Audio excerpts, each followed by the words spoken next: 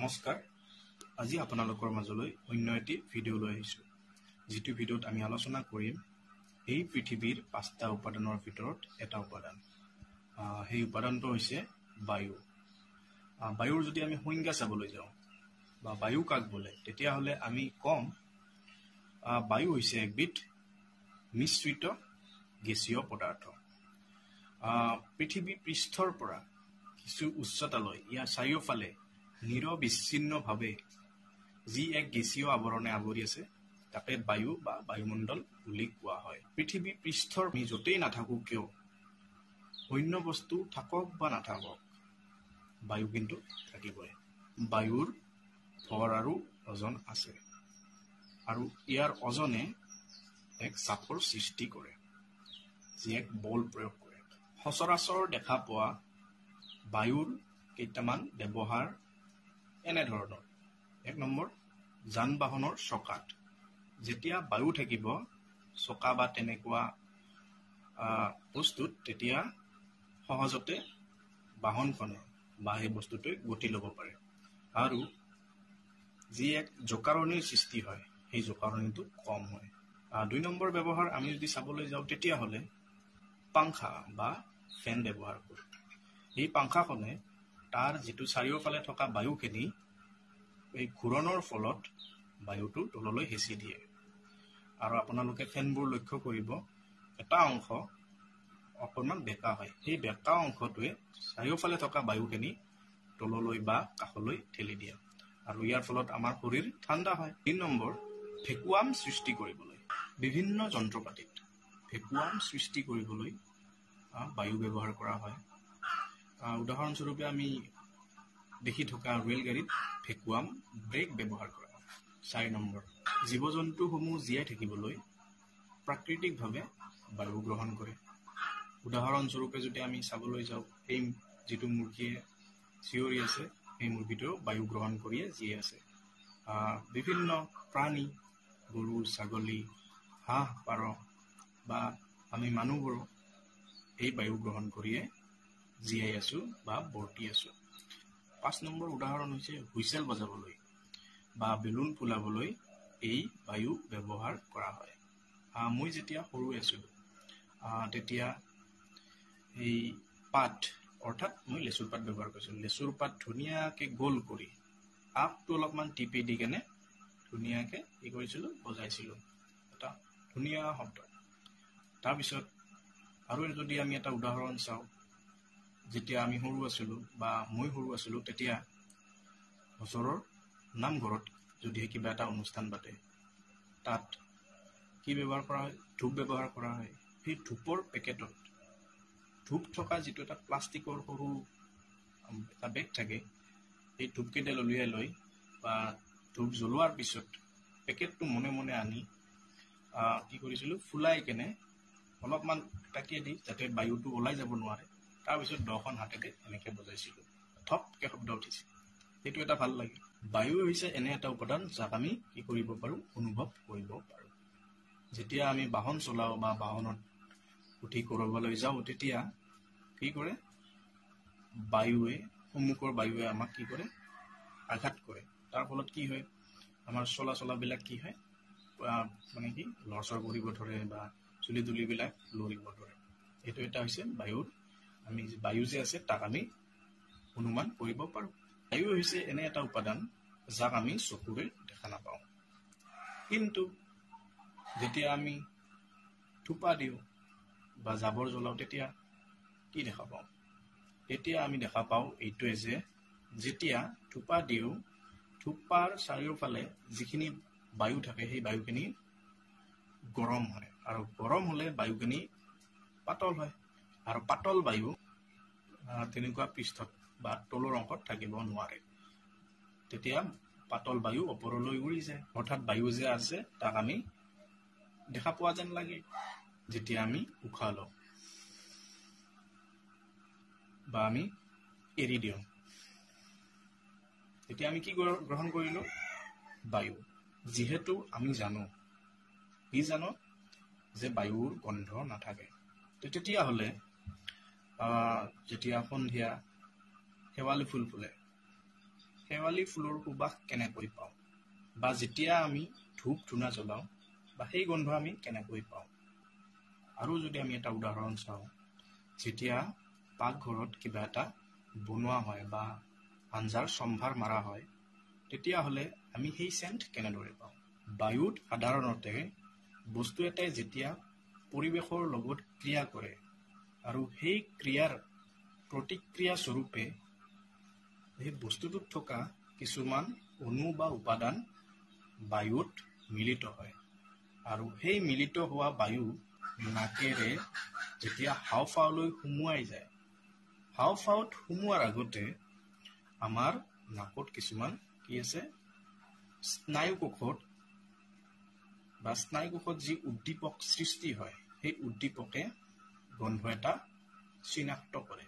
নাকৰ আৰু এটা কাম হৈছে, যিহেতু বায়ুৰ লগতে জড়িত, গতিকে এইটো কথাও কৈ দিছোঁ, যেতিয়া আমি কোনো এটা অঞ্চলত যাওঁ, সেই অঞ্চলটোত যদিহে বায়ুখিনি শুকান হয় বা পাতল হয় বা সেই বায়ুত জলীয় বাষ্প নাথাকে, তেতিয়া আমাৰ নাকে সেই শুকান বায়ু আৰ্দ্ৰ কৰাৰ কাৰণে এটা প্ৰচেষ্টা কৰে, বা বায়ুখিনি আৰ্দ্ৰ হয়, তেতিয়া আমাৰ নাকত এনে কিছুমান অংশ আছে, যি অংশসমূহে কি কৰে, সেই বায়ুটো শুকান কৰে আৰু আমাৰ হাওঁফাওঁলৈ পঠিয়ায়। সুস্থিৰ বাতাবৰণ সৃষ্টিৰ ক্ষেত্ৰত বায়ুৰ অৱদান যথেষ্ট।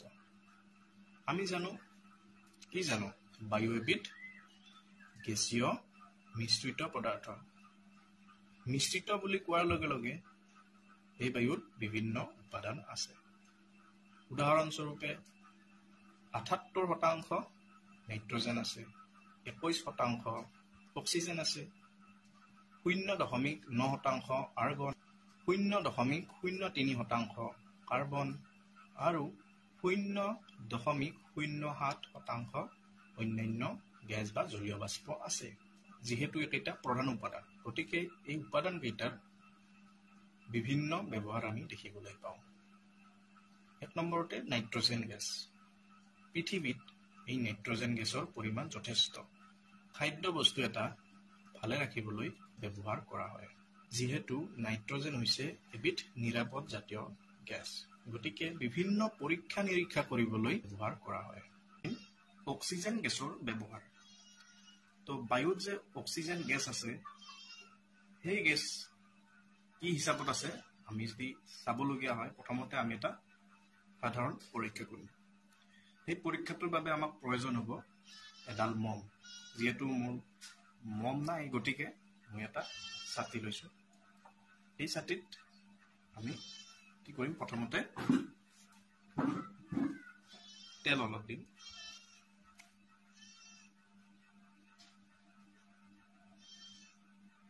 দিয়াৰ পিছত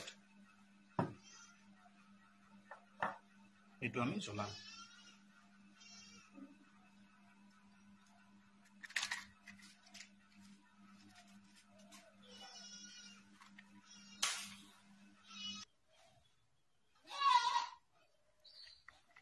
গতিকে আমি ছাতিটো জ্বলালোঁ।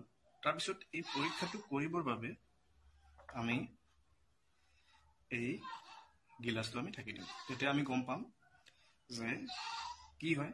চাওঁ, আমি ঢাকি দিছিলোঁ, হঠাৎ কি হৈছে, ছাতিটো নুমাই গৈছে। এই যিটো নুমাই গ'ল, ইয়াৰ পাছটোত অক্সিজেনজাত বায়ু আছিল, সেইখিনি পুৰা খাই কেনে কাৰ্বন ডাই অক্সাইড গেছলৈ পৰিৱৰ্তন হৈছিল। যিহেতু যেতিয়া ইন্ধন এটা জ্বলে, ইয়াত থকা এই ইন্ধনত থকা বা যি আমি মিঠাতেল ব্যৱহাৰ কৰিছোঁ, তেলত কি থাকে, কাৰ্বন আৰু হাইড্ৰজেন থাকে। এই যেতিয়া ইন্ধন এটা জ্বলিব, ইন্ধন কিহৰ সহায়ত জ্বলে, অক্সিজেনৰ সহায়ত জ্বলে। এই অক্সিজেনখিনি জ্বলি কাৰ্বন ডাই অক্সাইড গেছ উৎপন্ন হয়। হস্পিটেলত যেতিয়া ৰোগী এজন সংকটজনক অৱস্থাত থাকে, তেতিয়া তেওঁক প্ৰত্যক্ষভাৱে অক্সিজেন গেছ সংযোগ কৰা হয়। সাগৰ মহাসাগৰৰ তলত বিভিন্ন মহাকাশচাৰীসকলে যেতিয়া কিছুমান আৱিষ্কাৰ কৰিবলৈ যায় তথ্য, তেতিয়া তেওঁলোকে এই অক্সিজেন গেছ লৈ যায় কিবা ধাতু কাটা হয় এলপিজি লগত এই অক্সিজেনৰ এটা মানে কি সংযোগ কৰা আৰ্গন গেছ নাইট্ৰজেনৰ নিচিনাকৈ এই আৰ্গন গেছক কি কৰা হয় বিভিন্ন বাল্বত ব্যৱহাৰ কৰা হয় চকুৰ অস্বাভাৱিকতা মেৰামতি কৰ্কট ৰোগ দূৰ কৰিবলৈ নীলা আৰ্গন লেজাৰ ব্যৱহাৰ কৰা হয় ফ্ল'ৰেচেণ্ট লাইট বাল্বত এই আৰ্গন গেছ ব্যৱহাৰ কৰা হয় এইবাৰ আমি জানিম কাৰ্বন ডাই অক্সাইড গেছৰ ব্যৱহাৰ কাৰ্বন ডাই অক্সাইড গেছ সাধাৰণতে জুই নুমাবলৈ ব্যৱহাৰ কৰা হয় আৰু এই জুই নুমাবলৈ বিভিন্ন ডাঙৰ ডাঙৰ হোটেল বা চিকিৎসালয় তেনেকুৱা ধৰণৰ অনুষ্ঠানত এই কাৰ্বন ডাই অক্সাইড গেছৰ যি ৰঙা ৰঙৰ ওলমাই থোৱা থাকে বিভিন্ন ধৰণৰ যান বাহনতো এই CO2 ব্যৱহাৰ কৰা হোৱা দেখা যায় বায়ু পানী মাটি আকাশ আৰু সূৰ্যৰ পোহৰ এই পাঁচটা উপাদানে একত্ৰিত হৈ পৃথিৱীত প্ৰাণীৰ সৃষ্টি কৰিছে সাধাৰণতে এই ব্ৰহ্মাণ্ডত এটা বস্তুৱে আন এটা বস্তুৰ লগত প্ৰত্যক্ষ বা পৰোক্ষভাৱে জড়িত ঠিক তেনেকৈ উদ্ভিদৰ সালোক সংশ্লেষণ প্ৰক্ৰিয়া ঘটাবলৈ এই পাঁচটা উপাদান ব্যৱহাৰ কৰে আৰু যিটো বায়ুৰ ক্ষেত্ৰত এই বায়ু কাৰ্বন ডাই অক্সাইড গেছ উদ্ভিদে ব্যৱহাৰ কৰে আৰু এই সালোক সংশ্লেষণ প্ৰক্ৰিয়া ঘটাৰ পিছত ফলাফল স্বৰূপে গ্লুকোজ উৎপন্ন কৰে ঠাইভেদে বায়ুৰ যিটো মাত্ৰা এটো বেলেগ বেলেগ হোৱা দেখা যায় যি ঠাইত উদ্ভিদৰ পৰিমাণ বেছি বা জীৱ-জন্তুৰ সংখ্যা কম সেই ঠাইৰ বায়ু নিৰ্মল মৰুভূমিৰ বায়ু সাধাৰণতে শুকান হয় আৰু সাগৰ মহাসাগৰীয় বা পাহাৰীয়া এলেকাসমূহৰ বায়ু আৰ্দ্ৰ হয় বা তাত জলীয় বাষ্পৰ পৰিমাণ অধিক থাকে আমাৰ এই পৃথিৱীৰ বায়ুমণ্ডলক প্ৰধানকৈ পাঁচটা ভাগত ভাগ কৰিব পাৰোঁ উদাহৰণস্বৰূপে যদি আমি এই আলুটোক পৃথিৱী হিচাপে লওঁ তেতিয়াহ'লে যিহেতু আমি জানো পৃথিৱীখনো সিমান এটা গোলকাৰ নহয় সেই হিচাপে আলুটো সিমান গোলকাৰ নহয় দীঘল টাইপৰ পৃথিৱীখন খৰা পৃথিৱীৰ পৃষ্ঠভাগত বায়ুৱে আৱৰি আছে এই বায়ুক আমি প্ৰধানকৈ পাঁচটা ভাগত ভগাব পাৰোঁ ট্ৰপোস্ফিয়াৰ ষ্ট্ৰেটোস্ফিয়াৰ মেছোস্ফিয়াৰ আৰু থাৰ্মোস্ফিয়াৰ আৰু এটা হৈছে এক্সোস্ফিয়াৰ যেটো বৈজ্ঞানিকসকলে হয়তো কিছুমানে এইটো হিচাপত নধৰে কিন্তু আমি কিছুমান তথ্যত এই পাঁচটা ভাগে ধৰা হয় এই যেটো ট্ৰপোস্ফিয়াৰৰ ভাগ এই ট্ৰপোস্ফিয়াৰৰ 5 বা 6 কিলোমিটাৰ পৰ্যন্ত বায়ুমণ্ডলৰ মুঠ ভৰৰ 50% বায়ু ইয়াত সন্নিৱিষ্ট বিমান পৰিবহনৰ অধিকাংশ কাৰ্য এই ট্ৰপোস্ফিয়াৰতে সংঘটিত হয় স্ফিয়াৰৰ পিছৰ তৰফটো হৈছে ষ্ট্ৰেটোস্ফিয়াৰ অৰ্থাৎ এই 12 কিলোমিটাৰ ট্ৰপোস্ফিয়াৰৰ 12 কিলোমিটাৰৰ পিছতে ষ্ট্ৰেটোস্ফিয়াৰ ভাগটো 12 কিলোমিটাৰৰ পৰা 50 কিলোমিটাৰ পৰ্যন্ত আৱৰি আছে এই স্তৰটো অত্যন্ত উপযোগী কাৰণ সূৰ্যৰ পৰা অহা অতি বেঙুনীয়া ৰশ্মি এই তৰফটোতে বাধা পায় যি ৰশ্মি জীৱদেহৰ বাবে অতি মাৰাত্মক ট্ৰপোস্ফিয়াৰ আৰু ষ্ট্ৰেটোস্ফিয়াৰৰ মাজৰ ভাগটো ট্ৰপোপজ বুলি কোৱা এই ট্ৰপোপজৰ উষ্ণতা -51 ডিগ্ৰী সেলসিয়াস আৰু ষ্ট্ৰেটোস্ফিয়াৰৰ ওপৰৰ অংশৰ উষ্ণতা -15 ডিগ্ৰী সেলসিয়াস এই অংশত উষ্ণতা বৃদ্ধিৰ মূল কাৰণ -51 ৰ পৰা -15 অৰ্থাৎ উষ্ণতাৰ যেটো বৃদ্ধি হেতুৰ মূল কাৰণ হৈছে এই অতি বেঙুনীয়া ৰশ্মি তাৰ পিছত আমি জানিম মেছোস্ফিয়াৰ এই স্তৰটো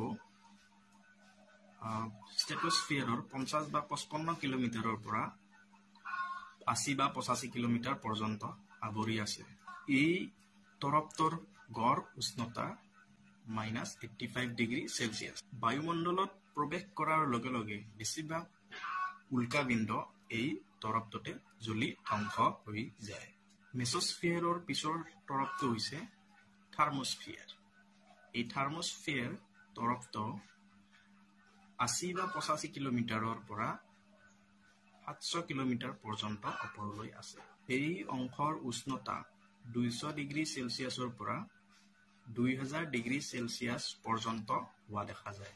ইয়াৰ তলৰ অংশক আয়নোস্ফিয়াৰ বুলি কোৱা হয়।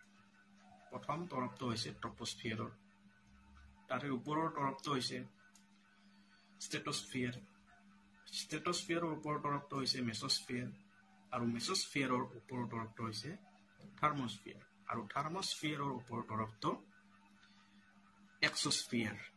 এই এক্সোস্ফিয়াৰ 700 কিলোমিটাৰৰ পৰা ওপৰলৈ বিস্তৃত। এই এক্সোস্ফিয়াৰৰ উষ্ণতা 2700 ডিগ্ৰী সেলসিয়াস পৰ্যন্ত হয়। ৰাসায়নিক গঠন অনুসৰি বায়ুমণ্ডলক দুটা ভাগত ভাগ কৰিব পাৰোঁ। এটা হৈছে হোমোস্ফিয়াৰ, যেটো 0 পৰা 80 কিলোমিটাৰ পৰ্যন্ত হয়, আৰু এটা হৈছে হেটেৰোস্ফিয়াৰ, যেটো 80 পৰা ওপৰলৈ হোৱা দেখা যায়। এই দুটা তৰপৰ আমি যদি বায়ুৰ গঠন হিচাপত চাওঁ, তেতিয়াহ'লে 80 পৰা 200 কিলোমিটাৰ পৰ্যন্তত নাইট্ৰজেন গেছ থাকে, 200 পৰা 1125 কিলোমিটাৰলৈ অক্সিজেন গেছ থাকে, আৰু 1125 পৰা 3540লৈ হিলিয়াম গেছ থাকে, আৰু 3540 পৰা 10000 কিলোমিটাৰলৈ হাইড্ৰজেন গেছৰ তৰপ থাকে। সাধাৰণতে বায়ু দুই প্ৰকাৰৰ, এটা হৈছে নিৰ্মল বায়ু, আনটো হৈছে প্ৰদূষণ বায়ু। নিৰ্মল বায়ু হৈছে যি বায়ুত বিশেষ কোনো ধৰণৰ বেয়া অশুদ্ধি মিহলি হৈ নাথাকে। নিৰ্মল বায়ু আমি কেতিয়া পাওঁ? যেতিয়া কোনো এটা অঞ্চলত উদ্ভিদৰ পৰিমাণ বেছি বা যান বাহনৰ সংখ্যা কম বা প্ৰদূষিত বায়ু, যি বায়ুত অশুদ্ধি মিহলি হৈ থাকে, সেই বায়ু হৈছে প্ৰদূষিত বায়ু। বায়ু প্ৰদূষিত হোৱাৰ কাৰণসমূহ আমি যদি চাওঁ, তেতিয়াহ'লে বনজুইৰ পৰা ওলোৱা ধোঁৱাৰ ফলত বায়ু প্ৰদূষিত হয়, বিভিন্ন যান বাহনৰ পৰা ওলোৱা ধোঁৱাৰ ফলত বায়ু প্ৰদূষিত হয়, কল কাৰখানাৰ পৰা তেজস্ক্ৰিয় ধোঁৱা বা ধূলি মাকতি যেতিয়া বায়ুত মিহলি হ'ব, তেতিয়া সেই বায়ু প্ৰদূষিত হয়। মৃত জীৱ জন্তু মুক্ত অৱস্থাত থাকিলে বিভিন্ন উৎসৱ অনুষ্ঠানত যেতিয়া ফটকা বা বোমা ফুটোৱা হয়, তেতিয়াও বায়ু প্ৰদূষিত হয়। এই বায়ু প্ৰদূষিত নহ'বলৈ আমি কিছুমান উপায় অৱলম্বন কৰিব পাৰোঁ, যেনে বৃক্ষৰোপণ কৰা, বৈদ্যুতিক জাতীয় সামগ্ৰী ব্যৱহাৰ কৰা। আমি সাধাৰণতে দেখিবলৈ পাওঁ, যেতিয়া জুম খেতি কৰা হয়, তাত কি কৰে, পাহাৰৰ হাবি বন কাটি কেনে সেই জুই লগাই খেতি কৰা হয়। সেই যেতিয়া জুই জ্বলা হয়, তেতিয়া তাত কাৰ্বন ডাই অক্সাইডৰ নিচিনা তেজস্ক্ৰিয় গেছ উৎপন্ন হয়, যি বায়ু প্ৰদূষিত কৰে।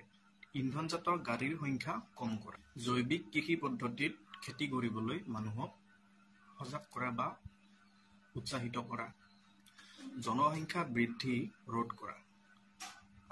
বায়ু প্ৰদূষিত হোৱাৰ এই এটা অন্যতম কাৰণ। যেতিয়া জনসংখ্যা বাঢ়িব, তেতিয়া কাৰ্বন ডাই অক্সাইডৰ গেছৰ পৰিমাণ নিতান্তই বাঢ়িব। সেউজগৃহ গেছৰ প্ৰভাৱ। বায়ু প্ৰদূষণ হোৱা কাৰকসমূহৰ পৰা নিৰ্গত হোৱা ধূলিসমূহে বায়ুমণ্ডলক এক আচ্ছাদিত কৰি তোলে, অৰ্থাৎ কুঁৱলীৰ নিচিনা সৃষ্টি কৰে, যাক স্মোক বুলি কোৱা হয়। ধোঁৱাসমূহে এক যদি তৰপৰ সৃষ্টি কৰে ওপৰত, আৰু সূৰ্যৰ পৰা অহা ৰশ্মি যদি সেই তৰপ পাৰ হৈ যাব নোৱাৰে, তেতিয়া কি হয়, এই পৃথিৱীত উত্তাপ বাঢ়ে, আৰু এই উত্তাপ বঢ়াটোক কি কয়, গোলকীয় উত্তাপ বৃদ্ধি বুলি কোৱা হয়। সেউজ গৃহ গেছ যেনে কাৰ্বন ডাই অক্সাইড, যি 50% আছে, মিথেন 10%, ক্লৰ'ফ্ল'ৰ'কাৰ্বন 17%, আৰ্গন 8%, নাইট্ৰাছ অক্সাইড 4%, জলীয় বাষ্প 2%, আৰু অন্যান্য 9%। এই যি গেছসমূহ, এই গেছে পৃথিৱীৰ উত্তাপ বৃদ্ধিত অৰিহণা যোগায়। এই গোলকীয় উত্তাপ বৃদ্ধিৰ ফলত বা সেউজগৃহ গেছৰ প্ৰভাৱৰ ফলত কিছুমান ফল বা যিটো আমাৰ বাবে হানিকাৰক, সেইটো হৈছে উষ্ণতা বৃদ্ধি। 2 নম্বৰ, সাগৰ পৃষ্ঠৰ উচ্চতা, মানুহৰ স্বাস্থ্যৰ ওপৰত প্ৰভাৱ আৰু কৃষিৰ ওপৰত প্ৰভাৱ।